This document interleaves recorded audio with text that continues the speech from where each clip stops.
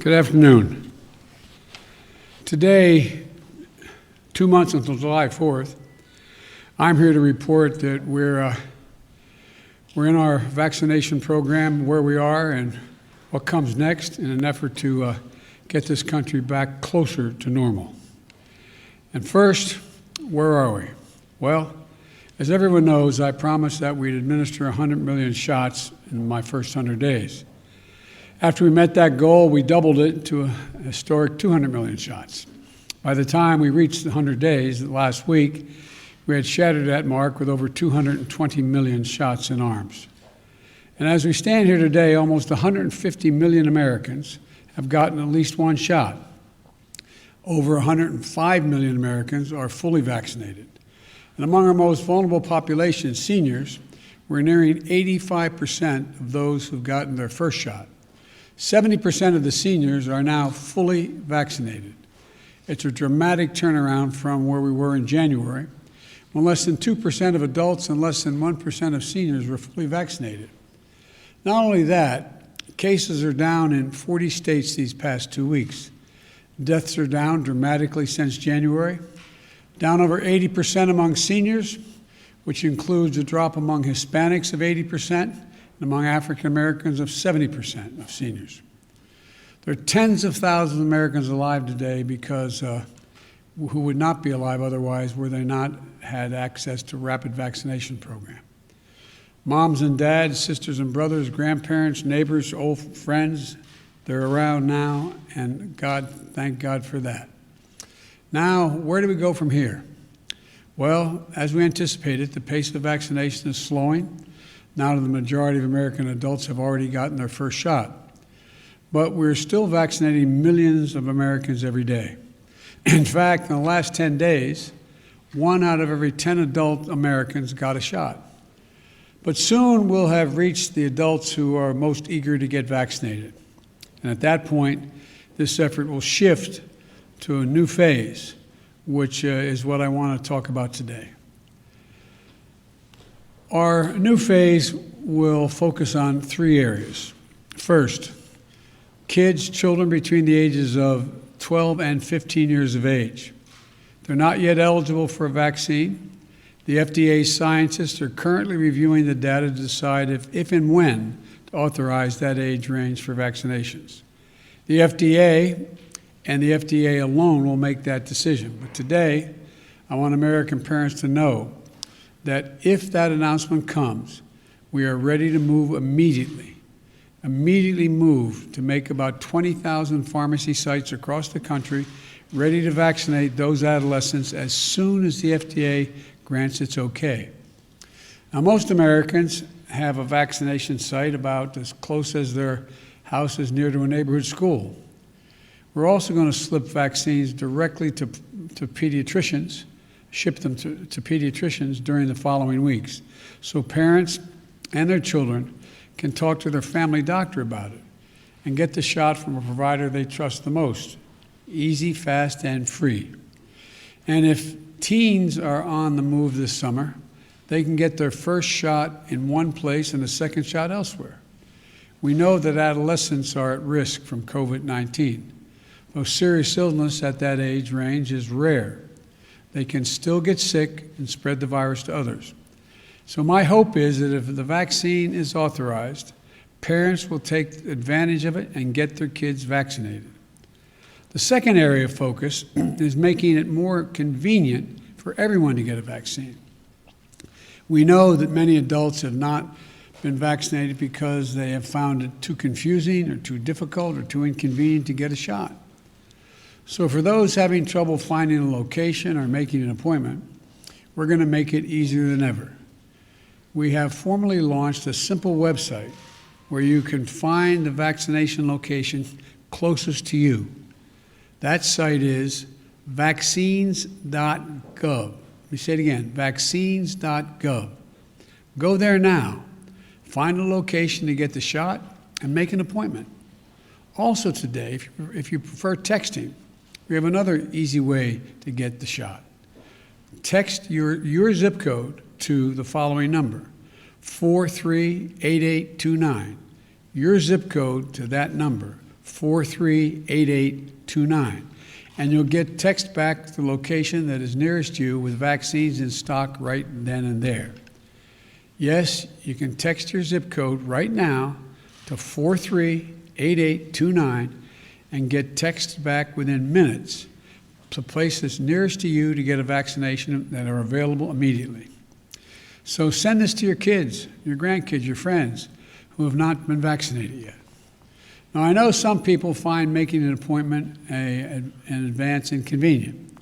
So starting this week, we're also going to direct all federal pharmacy partners to begin to provide walk-in hours. You'll soon be able to get vaccinated without an appointment at the vast majority of our 40,000 pharmacy locations across the country. We're also encouraging our state and local partners to have a walk-in ability as well to the sites that they run. And beginning next week, we'll be shipping new allocations of vaccine to rural health clinics, getting more vaccines to more rural clinics so Americans who don't live near one of the 75,000 vaccination sites will have new options that may be closer than anything they thought. We know that vaccination rates are lower in rural areas, and that's why we're going to get vaccines closer than ever to rural residents. Also, as we wind down the large mass vaccination sites, we'll move towards smaller locations, even more convenient to the unvaccinated. So, for those who don't want to drive the distance to a large vaccination site, we'll have smaller sites, closer to the unvaccinated. And for the first 100 days, our goal will be to make it possible for people to come and get vaccinated, and will succeed beyond anyone's expectations, I believe. Now we're going to have to bring the vaccine to people who are less eager. So we also know that there are millions of Americans who just need a little bit of encouragement to get the shot. I recently called on employers to do their part by offering paid time off for employees to get vaccinated and opening up a tax credit program that reimburses the businesses for the cost of giving the employee the time off to get vaccinated. And I want to thank the 1,000 businesses that have stepped up so far. We're also going to roll out new partnerships with the business community. We're working with major businesses like grocery stores to provide special deals like discounts to shoppers who come to their stores to get vaccinated. And it works both ways. Bring them in to get vaccinated, but when they're in, they'll get discounts to purchase goods in that store. Further, we're working with major sports leagues to launch special promotions for their fans. Things like ticket giveaways, in-stadium vaccination programs, discounts on merchandise, and other creative ways to make it easier and more fun to get vaccinated. Now, I'm making it sound more fun to get vaccinated, but it doesn't hurt to get vaccinated. I'm not saying it's fun, but they'll be able to have other things available besides being protected from the virus. Let me repeat. We're going to make it easier than ever to get vaccinated. Visit vaccines.gov, or text your zip code to 438829, 438829. Walk into your local pharmacy without an appointment. Go to the doctor or a local health clinic. It's free. It's nearby. Every adult is eligible. Go get the shot as soon as you can. The third area of our focus is Americans who still aren't sure they want to get vaccinated. We've seen the confidence in vaccines rise steadily these past few months among virtually every segment of the population. And as more and more Americans see their friends and family get vaccinated, they're making the choice to get vaccinated themselves. Democrats and Republicans, progressives, conservatives, people of all persuasions are getting vaccinated. In fact, the fact is that nearly 85% of seniors have had at least one vaccination shot, and the wide cross-section of the nation trusts the vaccine, regardless of race or ideology. Now, we need to make the same progress for those under 65 years of age. There are a lot of younger people, especially those in their 20s and 30s, who believe they don't need it. Well, I want to be absolutely clear. You do need to get vaccinated. Getting vaccinated not only protects you, it also reduces the risk that you give the virus to somebody else. It could save your life or the lives of people you love. We're still losing hundreds of Americans under 65 years of age every week, and many more are getting seriously ill from long stretches of the time. Look, even if your chance of getting seriously ill is low, why take the risk when you have a safe, free, and convenient way to prevent it? Additionally, we know that some people may need more information to decide whether to get the vaccine. There is now plenty of information for people to do their homework within nearly 150 Americans living, in fact, with 150 million Americans that are living now, have gotten the vaccine. Talk to someone you trust, like your physician or your pharmacist, or people who have already been vaccinated. Talk to your faith leaders or others in your community that you trust. Look to those people to help answer your questions. I want to be clear. I've been saying this a long time, but I really believe this is not a Democrat or a Republican issue. Science behind the vaccines has been under development for decades. 2 of our vaccines were authorized under prior administrations, Republican administrations. My administration, the Democratic administration, is doing the work to get hundreds of millions of shots in arms. While we may not always agree on everything, this is one thing people across the political spectrum can agree on. So I want to thank prominent conservatives like Mitch McConnell and a large group of Republican members of Congress who have medical training, who have advanced getting vaccinated. I also want to thank the 105 million Americans of every background who are fully protected from one of the deadliest pandemics in our history. You know, there's a lot of misinformation out there, but there's one fact I want every American to know.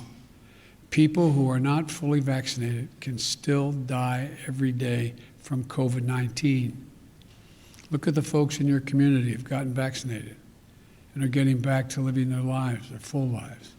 Look at the grandparents united with their grandchildren, friends getting together again. This is your choice. It's life and death. And I hope everyone knows within themselves it makes the choice that it's going to help them and their loved ones be safe, get our businesses open again, and get us back to normal. Again, in the next 2 months, our focus is going to be on 3 groups: kids between 12 and 15 who are awaiting potential FDA authorization to get a shot, 2 adults who have had trouble locating a place to get a shot or who just haven't gotten around to it, and 3, those who need more being convinced of the necessity of getting the vaccine. As we turn to this new phase, we're also setting a new goal. 2 months from today, families across the country are going to celebrate the 4th of July. Our goal by July 4th is to have 70% of adult Americans with at least 1 shot and 160 million Americans fully vaccinated. That means giving close to 100 million shots, some first shots, others second shots, over the next 60 days. Of course, Americans can still get shots after July 4th, but no one should wait, and let's try to hit that 70% mark, at least with 1 shot before that day. It's another huge goal. And as you may remember, we were initially focused on getting enough vaccines for every adult. Well, we did that. We have enough vaccines. Now that we have the vaccine supply, we're focused on convincing even more Americans to show up and get the vaccine that is available to them. If we succeed in this effort, as we did with the last, then Americans will have taken a serious step towards a return to normal. That's July 4th. But we're not there yet. That's why I'm asking people to continue to follow the CDC guidelines as we work to get more people vaccinated. And to clear up any confusion, the good news is that last week the CDC said that vaccinated people do not need to wear their masks outside unless there are very crowded settings like a sporting event. And if we can continue to drive vaccinations up and caseloads down, we'll need our masks even less and less. I know it will take time to get everything back to normal. You know, we're all going to have to be patient with one another. Masks have needlessly divided this country. Masking, as directed, is a patriotic duty, but so too is treating each other with respect and patience. One final point. As I said in my address to Congress last week, Congress is going to be the arsenal for fighting COVID-19, just like we were for the arsenal for democracy in World War II. Not only because it will have kept us safe, but because it's who we are. Well, we've already committed to work to send 60 million doses of AstraZeneca vaccine to other countries, starting this month and into June. That means of all the vaccines we produced for the United States at that time, we'll have given about 10% to the rest of the world. It's a significant humanitarian commitment in addition to our funding of COVAX. And I'll have more to say about that soon. I'll conclude with this.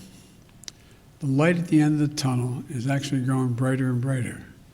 So Americans have sacrificed and served to make this progress possible, showing the best of who we are as a people.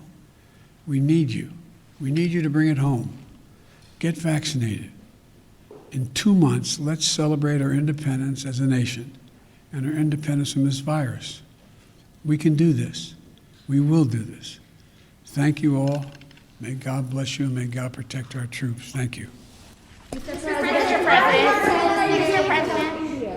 President, how much harder will this next phase be for the vaccination campaign? I'm sorry, you're both speaking, one at a time. Okay, Mr. President, where are you sending the AstraZeneca doses first? What will be the criteria? Countries like India or Brazil that needs the most, or will be to We're helping Brazil, we're helping India significantly. I spoke to Prime Minister Modi. What he needs most is he needs the material and the parts to be able to have his machines that can make the vaccine work. We're sending him that. We're sending him oxygen. We're sending him a lot of the precursors. So we're doing a lot for India. With regard to the AstraZeneca vaccine, which we have sent that vaccine to Canada and to Mexico, and there are other countries that we're talking to now. As a matter of fact, I talked to a head of state today. I'm not prepared to announce who else we'll be giving the vaccine to, but we are going to, by the 4th of July, have sent about 10% of what we have to other nations, including some of the ones you mentioned. Mr. President, if this phase is not How successful, harder will this next phase be for the administration? How much harder compared to your first 100 days? Well, I think in one sense it's easier in that it's up to convincing the American people rather than guaranteeing them we'd have the supply for them. So that was really hard. It was really hard to get from, as that old expression, 0 to 60 miles an hour. It was very hard to get from a very low count to 600 million vaccines and then set up all the logistics. But I think what's going to happen, it's my prayer, that more and more people who get vaccinated are going to be listening to people who they love and are around, and they're going to say, why don't you just go ahead and do it? And there's some evidence. We still had a good dose of vaccine being administered the last 2 weeks, and it's still moving. But we know we're going to get to a place where the doubters exist, or the people who just are, I don't want to say lazy, just not sure how to get to where they want to go. It's going to be hard. So we're going to keep at it. We're going to keep at it. And I think at the end of the day, most people will be convinced by the fact that their failure to get the vaccine may cause other people to get sick and maybe die. Mr. President, if this phase... Let me finish here, okay? I promise I'll get to you. Okay, thank you. And so it's, in one sense, it's harder. I mean, it's easier because I don't have to put together this massive logistical effort. But in the other sense, it's harder. It's beyond my personal control. I could not control, but I could arrange and make sure those other things happened if we did it well. I think we did. But it's going to be harder. Yes, ma'am. Thank you. If this phase is not successful, are there any circumstances under which you would require the vaccine for people to do certain things like travel? And if not, what more can you do beyond this? Well, I'm not going to, I'm one of these guys who thinks positively and not negatively. So there's more that we can do. One of the things we can do is we can continue to produce more of the vaccine, work harder to get it available to more people, and export a lot of that to help. Secondly, whether we're going to, I think that we're going to continue to, we're going to continue to try to bring in and effectively spokespersons to represent communities that in fact people listen to. And it's going to get more granular, I think, rather than large. The likelihood of us being able to get, 100,000 vaccinations in a week at a major site is getting harder and harder. There's those people desperately wanting to get the vaccine. So I think we're going to make some real progress here. We'll see, but we're going to keep at it.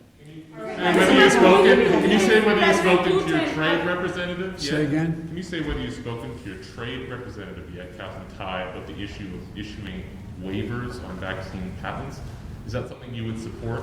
Well, we're going to decide that as we go along. I haven't made that decision yet. And would you consider ordering more doses from Pfizer and Moderna? We are. You've already ordered 100 million more from each. Would you order additionally on top of that? The answer is we're going to, as long as there's a problem anywhere in the world, even if we solve it here, we're going to move as quickly as we can to get as many doses of Moderna and Pfizer as possibly can be produced and export those around the world. Yes, ma'am. This is the last question. Mr. President, thank you. Are you planning to meet President Putin during your trip, your upcoming trip in Europe? Is there a meeting that you're planning to have with him? With whom? With President Putin? That is my hope and expectation. We're working on it. Thank you. Mr. President, why isn't your goal higher for vaccinations? The U.S. is currently administering about 1 million first doses per day. 35 million, you need about 35 million new people to hit 70%. Why not set that target for 75% or 80% of the public? Well, I'd like to get it 100%, but I think realistically we can get to that place between now and July 4th. And by the way, it's not like July 4th, the doors close. It's just I picked July 4th to try to get to a place where we get back closer to normal. And so we're going to be vaccinating people into next fall. This is not going to something all of a sudden July 4th where we're going to just declare it's over. Thank you so much. Thank you. Thank you guys. Thank you.